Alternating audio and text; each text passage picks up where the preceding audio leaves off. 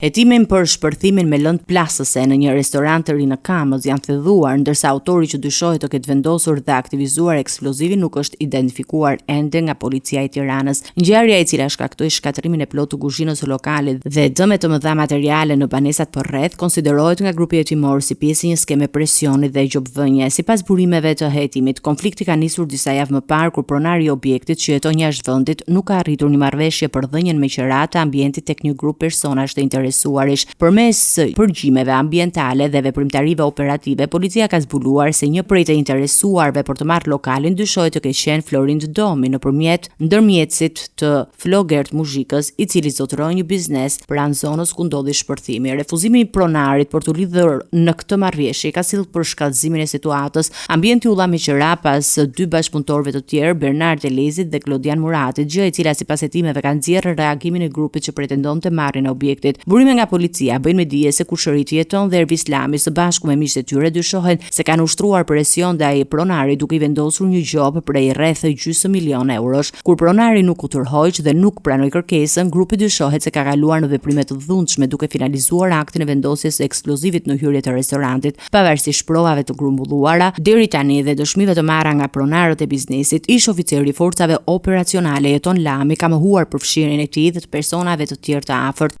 Ai ka deklaruar parajtuesve se nuk ka dieni për ndonjë skem gjobvënie apo plan për vendosje të tritolit. Nga shpërthimi pati dëme të dukshme materiale, por fatmirësisht nuk u shënuan të lënduar.